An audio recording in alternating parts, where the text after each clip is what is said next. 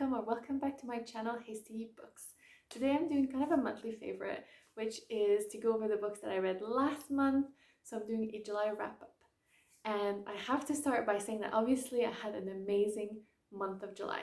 Just generally, I was on holiday for most of the month, which felt so privileged and lovely, and it was really nice to disconnect. Like, we rented cottages in the west coast and in the east coast of Scotland, and it was no Wi-Fi, so we could just sit down on the patio in the sun because we had amazing weather and read. And it was been really nice to be able to dedicate so much time to reading, especially because if you've seen my July TBR, you'll know that I had a lot of plans for the month. I had put 20 books on my TBR, which was very, very ambitious. I think I said 18 in my video, but I went back to count and it was 20. And yeah, it's very ambitious. I brought all of them with me on holiday. I did end up finishing 14 of the 20 books, which I think is quite good. I was very pleased with that. I also read 2 more books, which is, it's nice to have a TBR, but I kind of like to keep a little bit of space for spontaneity, you know? So 16 books total, which I think is probably one of my best reading months ever, because 16 is quite a lot, especially if you have stuff to do. Thankfully, you know, I could spend all my days reading on the couch or in the patio, and that was really, really nice. I am going to give you some statistics first, and then we're going to get into the reviews. So I read 16 books. So out of those 16 books, there was 3 books in French, which I was actually really pleased with. I will only talk about one because basically you can't find any of the 3 books translated yet. Most of my audience is English speaking, so you know, it may not be as of interest too much. Next, out of the 16, there was 3 male writers and 13 female or non-binary writers, which I actually really like that kind of ratio because I do kind of try to read more women. So yeah, very pleased with that. Out of the 16, there was 7 and let's say and a half by writers of color. I'm saying and a half because I ended up reading a short story collection that had like a different contributors. I think that about half were probably writers of color, which was really, really nice. So let's go with 7 and a half kind of, which is nice, and it's kind of an improvement from last month or from June when it was an extremely kind of white reading month. I tried to have like a balanced reading experience, so that was really good. And also out of the 16, there was 2 nonfiction, which I also like to have a couple every month. So yeah, I was really pleased with this reading month, just generally, but also in terms of like how well-rounded it was. And you know, I like to pepper different genres and different kinds of books, so I think I really did that. So without further ado, let's start right into the reviews. First, let's start with the book in French, which was La où je me terre by Dawson. I just wanted to talk about this one quickly because it was my favorite one of the month. This is a debut novel by Dawson, and it is a novel inspired by her life or her childhood. And it is very interesting. To me, it felt almost a bit more like a series of short stories, although there's the same character throughout, but it was a little bit disconnected in that way. But it's really, really good. So this is a little girl who is living on a dictatorship in Chile, and her family ends up moving as refugees to Montreal in Canada. If you've seen a few of the videos that I've done, you may know that my father was a refugee from Chile to Canada. So I kind of was quite keen to read this experience of it, or like the perspective of a child going through that experience. And my mother also read it in July and we discussed it. It was really kind of nice, and it was very touching and beautiful, and I hope it gets translated one day, and if it does, I will definitely mention it because I think this is worth reading. Next, I kept going with another female writer from South America, Maria Luisa Bombal. This is New Islands and Other Stories. It is a short, kind of 100-page collection with 5 stories, and it is, I thought, a very good introduction to her writing. However, when I did go to click, you know, that I'd read it, I did see in the reviews that people had mentioned that the translator, which were Richard and Lucia Cunningham, that their translation aren't quite as good as they could be because they apparently miss out bits of it. So it's not just that they don't literally translate, it's that sometimes they just go a bit more by feeling or meaning or something like that. And so I think I would be really interested in reading this in one translation like have both versions, so a French or English version and then a Spanish original version, so I can follow along. And just a parenthesis again, I just really like those kind of books, especially when you speak both languages. It's kind of really nice to be able to see both at the same time, and I think it's really good for us also kind of learning. So yes, yeah, I thought this was really good. It's so funny because this reminded me so much of writing that's currently being done. Like one of the stories remind me of Mexican Gothic, the book by Silvia Moreno Garcia, but this is from the first half, I think, of the 1900s, yeah, 20th century. So yeah, I think it was very like, I don't know, I think it seems to have inspired so much and been inspired by so much, and I love that. So I look forward to reading more by Bombal, and I think that I saw that she wrote something about kind of Little Women by Luisa May Alcott, so I would be really interested to actually picking up that one, and maybe I'll just read it in Spanish next time. That'll be a good one. Next, I read What She's Having, Stories of Women and Food. This is the collection of stories that I was mentioning. It was published by Dear Damsels, which I think is a kind of publisher based in London in the UK.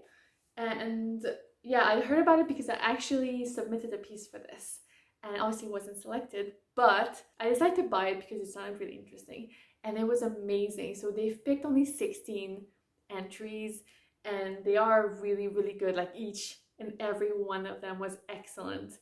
And yeah, I really, really enjoyed it. There is a content warning for eating disorder, just so you know.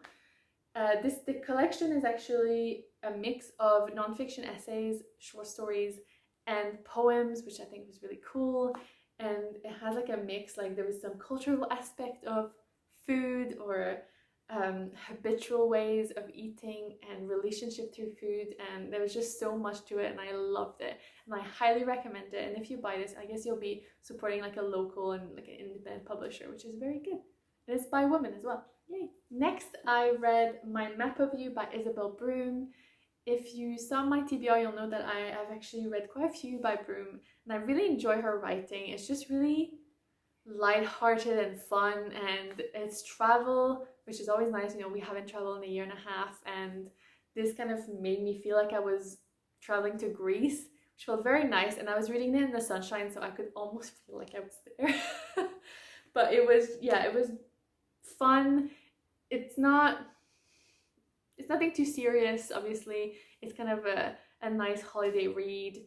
And this was a very beautifully pre-Brexit book where this girl from England just moves to Greece. The good old days when that was possible. I really recommend Broom's writing, especially if you're looking for something maybe, you know, like cozy travel romance book. She does it very well. There's always like a drama in the middle that's nothing that serious, but it just creates like a fun reading experience. And I think I have one more of her books to read, but it's winter themed, so I will wait till the winter to read it. And then I may do a video on Broom's books and the ones that I liked, and maybe, you know, recommend a couple. But yeah, I just generally like the experience of reading her books. Then going to crime fiction. So I finally finished Raven Black by Anne Cleeves. This is the first in the Shetland series, which also inspired the TV series. So it is obviously based in Shetland, which are islands at the very kind of north of Scotland. I really enjoyed this. So the story we follow is basically the body of a young woman is found in the field, and is very reminiscent of a crime, another kind of murder that happened many years before, when the young woman was found dead as well, or disappeared, something like that.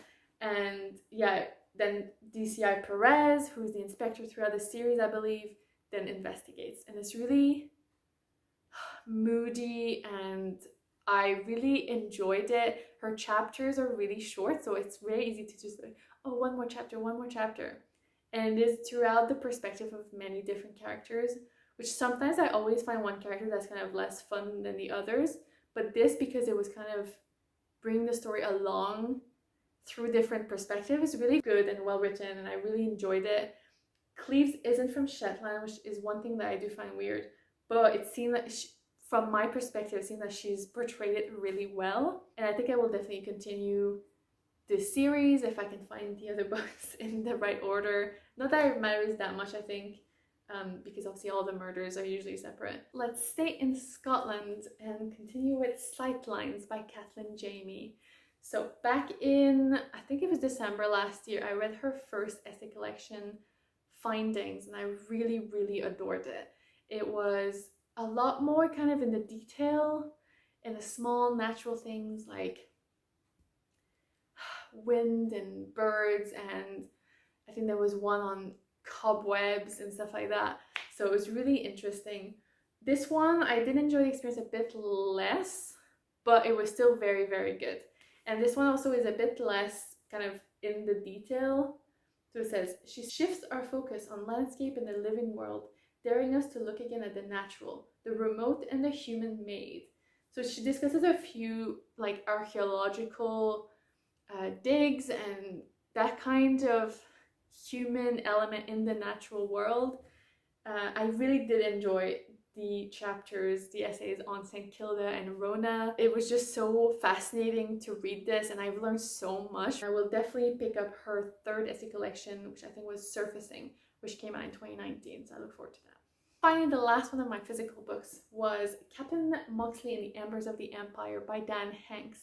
So I know Dan through Twitter, kind of involved through like a writing community on there, and you know, kind of got to talk a few times, and I won his books in a Twitter giveaway, which I was really keen. It's always nice to read a book by someone you kind of know of, you know, and I really enjoyed it. It is obviously not Shakespeare and it's not trying to be that, but it was a hoot. It was so fun. It was fast-paced, full of adventures, and it is kind of marketed as a female Indiana Jones, and it is that, but she's very cynical and very British. And yeah, I just really enjoyed the kind of intrigue. It has touches of magic in it, and there's like the Nazis, and there's a bit of everything, and there's also treasure hunting. And what I did like about it is a very kind of, I guess, modern awareness of like archaeological problems, especially in the 20th century, of basically going about and stealing other people's culture. And I really liked that that was kind of included in it. And I don't know if this is the first in the series, but there's a big cliffhanger at the end, and I kind of want to know what happens, so I hope there will be more, and I would definitely read them. This was very visual, the way it was written, and I like almost could see like a movie with it. Yeah, that's kind of always exciting when you kind of get into a world like that and it just lights up your brain, you know, in terms of imagination. So really enjoyed it. I also read 4 ebooks for the month. The first one was Dial A for Aunties by Sutanto, which I actually really enjoyed. It was just so fun. I didn't know really what to expect when I got into it. I think I'd seen the title and like the front page and or the cover, and it just looked like fun, and I thought maybe it was going to be a bit like Last Thing Standing or Crazy Rich Asian in the genre of, you know, family dynamics and stuff like that, but it was kind of so much more than that, and it really took me by surprise, which is really fun when a book does that. So yeah, I really enjoyed it. It was really fun, and there is some queer representation in it, which is a good note, and I would, yeah, definitely recommend it. Then I reread Persuasion by Jane Austen. If you've watched my June wrap-up, you'll know that I listened to the audiobook in June, and I really didn't like it that much. I was just kind of a bit nonplussed by it, and everyone had told me how much they loved it and how much it was like such one of their favorite, and Anne was their favorite, and I just didn't get a sense for that, and I thought it was weird, so I decided to go back to it and read it, because I thought the narrator was a bit subdued when I was listening to it, which didn't add to the excitement. So I read it and I loved it, so I'm so glad that I did. Oh my gosh, I loved Anne, and I thought it was a lovely, like a mature book by Austen. So yeah, I really enjoyed it. There was a bit toward the end as well with like a feminist message about how, I think Anne says, no, I will not take proof from books because it is men's pen, you know, and men's opinion that have been collected all of this time throughout history. And I was like, yes, yes. And yeah, I just really enjoyed it. And now that I've gone through all the Austen, I will be doing a video kind of ranking them for myself and telling you like what I've enjoyed the most in each book. So it'll be really fun to go through that. I'm gonna have to reread, I think, a bit of the plots because I think some of them have merged in my mind. Like a lot of the characters have similar names throughout the books as well. But yeah, I look forward to doing that video. Then I read She Who Became the Sun by Shelley Parker Chan, which was an arc I got through NetGalley because the book just came out at the end of July. I enjoyed it, but I have a lot of thoughts about it, which I will try to keep concise because I don't want this video to go on forever. But yeah, so there was a lot of amazing things about it that I really, really enjoyed. So it is marketed as a kind of Mulan / Song of Achilles, and to me it was so much more than that, and that's because for me there was so many more layers that even both the storylines. I thought this one was so much more intricate, and there was so much more interesting things about this one for me. But maybe that was also a reason why I didn't love it as much, because I felt like there was maybe too much going on, and it does follow like quite a lot of years, and there's a lot of characters. There's, I guess, 2 main storylines that we follow. What was really cool about that is that both characters that we follow are genderqueer, and I thought that was really beautifully done, and also so intricately done, and so like you could see like they were 3-dimensional characters and people with their desires and their thought process, and that was so well done. And I love the idea that faith and belonging and identity and all those things were like interconnected. That was beautiful. The start of it is basically this young girl whose family have all died. Her brother passes away, and she decides to take his identity and his name and his fate because he's been fated to be great. And she's like, I will become that then. What I liked about it as well is that I really like the representation of her perceiving of herself. So she's obviously assigned female at birth, but she then throughout the book presents herself as male, and I feel like she starts to actually, that was my perception of it, but she starts to actually perceive herself as being male, and I thought really interesting. And she gets in a relationship with a woman, so there's like that, like very queer and very, I think it was bending a lot of different preconceptions that we may have, and I thought that was great. What I didn't love so much about it as well was that to me there wasn't a character that I was rooting for. So a lot of the characters were bad people, and I didn't really want to root for any of them. And the first thing that I want to say about that is that I've realized reading this, and it was the same with Song of Achilles, I really don't enjoy reading about war. I just really, it's not for me, and I don't want to read about rape and murder and torture and everything that comes with war. It's just not my cup of tea. So, that's a part of that. But the second part is also that I feel it was really missing a character that you're rooting for. Like in Song of Achilles, I love Patroclus so much. I thought for me he was a hero, and I was really kind of feeling for him. And I think it was really missing that kind of character. And I did put in my review, like, I don't know if I'm that interested in reading the second one in the series, but I am intrigued. So the book has done that with like the curiosity of like what happens next. It's there, but I have no interest, no stake in any of the characters and what they become. I don't want to root for any of them, so I thought that was a bit disappointing. But loads of people have clearly loved this book, so obviously I kind of recommend you give it a chance, especially if you liked Song of Achilles and stuff like that. You may really enjoy it. You can make your own mind about it, and then you can come back and let me know what you thought. Then there was another ebook that I didn't love so much. It was Away with the Penguins by Hazel Pryor. So the book was well written, it was fine, but again, none of the characters to me were very interesting, especially the 2 main characters whose story we follow. I kind of liked a couple of the side characters and I wanted more of them, but we got the most of the 2 main characters, who are both kind of really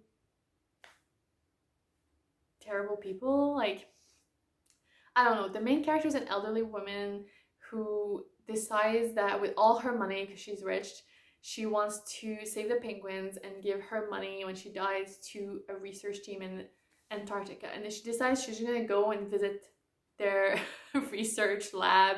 Then they're just like, no, you can't come. Like, this isn't for an elderly person. This is for scientists. Like, we don't have the resources to have you. But she decides to go anyway, which to me, like, I was lost from that point. I was like so entitled. You do get a bit of her backstory throughout the book, but I still felt like it softened me a little bit, but I was also like, that doesn't mean you get to be an arsehole. It just doesn't.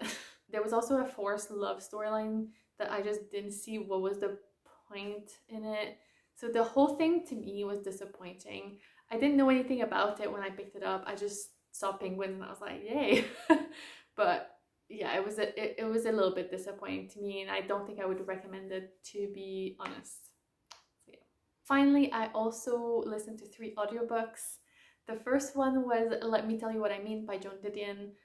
I kind of wish I hadn't bothered with that one. I think it was a short audiobook and I was like, oh yeah, I'll listen to it. I've kind of heard about Joan Didion a little bit and I want to kind of find out more, and it says some of her essays, but I think that disconnect with her, like I don't really know what she did or what she's about, led to me not caring that much about her essays. Yeah, so I kind of just wish I hadn't bothered. I did enjoy 2 of the essays, which are the only ones that I currently can remember. One I think was about her education and kind of her path, which I thought was really interesting. And the second one, which I think is like the last essay in the collection, is about Martha Stewart and basically the idealization of femininity and homeliness. So I thought that was really good. But yeah, just generally, I didn't care that much for it. But if you're a fan of Didion, maybe you'll want to read it. It's really short, so it won't take that long to get through it. Then I listened to The Infinite by Patience Agbabi. I heard about this book at the Edinburgh Book Festival last year, so I listened to this interview with Agbabi, and I thought that sounded really fun. So when I saw it was on my library app, I got it and I listened to it, and it was actually just really fun. It is a kind of YA fantasy novel, and we follow a young girl, a young woman, and she's a leapling. So she was born on 29th of February, and in this kind of universe, leaplings have the power to leap in time. So you have this time travel kind of paradox and storyline, which is really great. And the main character, I don't know if it's actually said outright, but she seems to be kind of neuroatypical, so I think she has autism. And I thought that was really, like, I obviously don't have experience with it, but I thought it seemed really well portrayed. I thought it was really great to get her insight, because it is first person, and sometimes, you know, like, people get angry and she's just like, no, I don't like this, and then she goes into her room and locks the door, and then she doesn't want to come out. And I just love the way it was portrayed, and also her cultural kind of heritage was portrayed so kind of normalized, and that was really cool. And you know, her grandmother and their culture and their language and their food. So yeah, just generally really enjoyed it. I can't wait for the second one in the series, and I will 100% recommend it and read it. Finally, the last audiobook of the month was Blonde Roots by Bernardine Evaristo. So I knew zero about this book when I picked it up, but how did I get to it? So I have Girl, Woman, Other in my library, but then before starting it, I thought, this is her most recent, but what about, like, where should I start with her writing? So I googled it, and I think it was on Penguin or something, and they said you should really start with Blonde Roots or Mr. Loverman. So this was the first that was available, so I got Blonde Roots and started listening to it, and I was so confused. So confused indeed that I ended up googling the book and what it was about, and then realized that it's basically a satire. It takes the concept of reversing slavery, basically. So it's, what if the African people had been the colonizers and gone around and enslaved white people? I think it's mostly from Europe and that as well. So it was a very interesting concept. I think only Evaristo could probably pull off. It is a satire, which I think is really, really important to note, because there were some reviews that I saw that were like, oh no, this was terrible. And I think if you read it seriously, it will feel very bizarre. But reading it as a satire, you kind of have the funny and horrible aspects of it that are really kind of brought to light. Like the funny aspect and when so there's two narrators, and the first one is a white slave and the second is a black master. And the white slave, when she's just like, my name is Doris and no one can pronounce it, but I want to reclaim my name Doris. And it almost feels funny because of the reversal of the whiteness of it. But then you see all the horrifying things that happened during slavery being obviously told from, I mean, regardless of the perspective, is horrible. And, you know, the way that slaves were treated and just the way that they were kidnapped or like the trade was done. And that seems so obviously real because it is based on something real. I haven't read a lot of stuff on slavery, and I think that's kind of on purpose because it's quite a hard subject, and I don't know if I've always have it in me to read that stuff. And to be fair, I picked this one up by kind of accident. I didn't know what it was about, but it was really interesting to get those perspective, and because she's reversed it and because it's a satire, you get to have a different perspective on this. And then at the end, like to me the end was really powerful when she talks about how when slavery ends, how, you know, the Aryan who were the slave owners still own the houses and the lands and they still have all the money. And I was just like, oh, that is still so true. You know, I know we're hundreds of years from slavery, but it still have the remnants are very much still real. And yeah, I thought it was an amazing book. It is so well done and I 100% recommend it. But please, yeah, do read it like a satire because this is what it is. And it is excellent. All right, these were almost all of the books that I read in July. So yeah, I think it was a really good, well-rounded, like I said earlier, like balanced reading month with my nonfiction and my, you know, more historical fiction, crime fiction, romance. Yeah, there was just a bit of everything and I was very pleased with it. And I had a lot of kind of fun throughout the month to dedicate so much time to reading and listening books and absorbing all of like this culture. So it was really fun. If you've read any of the books I mentioned, I would love to know what you thought about them. If you agree or disagree with me, and maybe one of the books just kind of caught your attention and it'll be on your TBR, please let me know that as well in the comments. And before you leave, don't forget to leave a little thumbs up, so a little like if you've enjoyed my content. And don't forget to subscribe if you're not already. I post every Tuesday and I kind of focus on Aussie books, especially books by women. So I hope you've enjoyed my video. Thank you so much for watching. Bye!